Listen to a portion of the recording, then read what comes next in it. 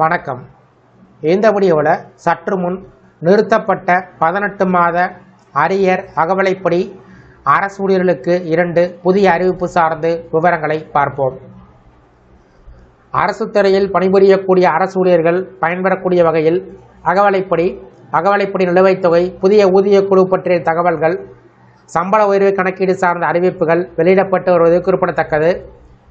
COVID-19 பெருந்தொற்று காலத்தில் 2020 ஜனவரி முதல் 2021 ஜூன் வரை மத்திய அரசு ஊழியர்கள் மற்றும் ஓய்வூதியதாரர்களுக்கான அகவிலைப்படி டிஏ, அகவிலை நிவாரணம் டிஆர் உயர்வுகள் நிறுத்தி வைக்கப்பட்டது. இதனால் உருவான 18 மாத டிஏ அரியர் தொகை வழங்கப்பட வேண்டுமென்ற கோரிக்கை பல ஆண்டுகளாக தொடர்ந்து எழுந்து வருகிறது.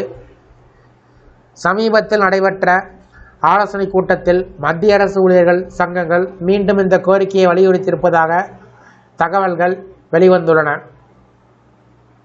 மேலும் 8வது மத்திய ஊதிய குழுவை முன்னிட்டு டெல்லி மற்றும் பிற மாநிலத்தில் கூடுதல் ஆலோசனை கூட்டங்கள் நடத்தப்பட இருப்பதாக கூறப்படுகிறது.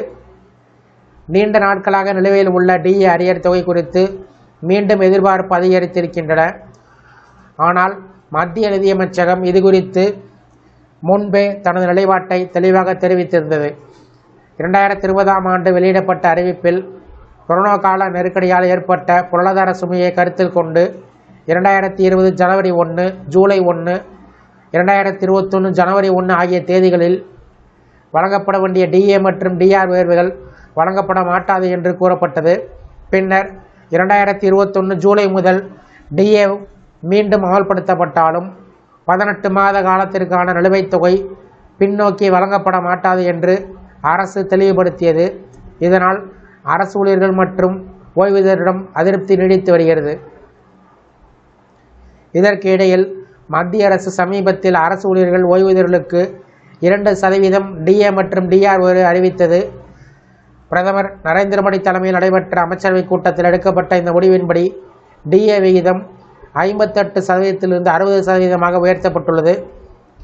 இந்த உயர்வு 2026 ஜனவரி 1 முதல் அமலுக்கு வரும் என்று தெரிவிக்கப்பட்டுள்ளது. இதன் மூலம் சுமார் 50.46 லட்சம் அரசு ஊழியர்களும் 68.27 லட்சம் ஓய்வூதியர்களும் பயன்பெற உள்ளார்கள். உயர்ந்து வரும் விலைவாசியை சமாளிக்க உதவும் வகையில் இந்த நடவடிக்கை எடுக்கப்பட்டதாக அரசு தெரிவித்துள்ளது.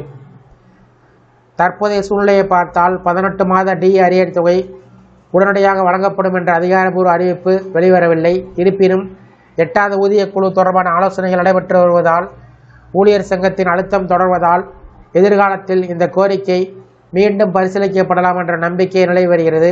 எனவே மத்திய அரசு ஊழியர்களும் ஓய்வூதியர்களும் தற்போது அரசுடைய அடுத்த கட்ட அறிவிப்பை அவருடன் எதிர்நோக்கி காத்திருக்கிறார்கள். இந்த வீடியோ குறித்த உங்களுடைய கருத்துக்களை கமெண்ட் செக்ஷனில் கமெண்ட் பண்ணுங்கள். இந்த வீடியோ பிடிச்சிருந்தா வீடியோக்கு ஒரு லைக் பண்ணுங்கள். இந்த வீடியோவை அனைவருக்கும் ஷேர் பண்ணுங்கள். நன்றி.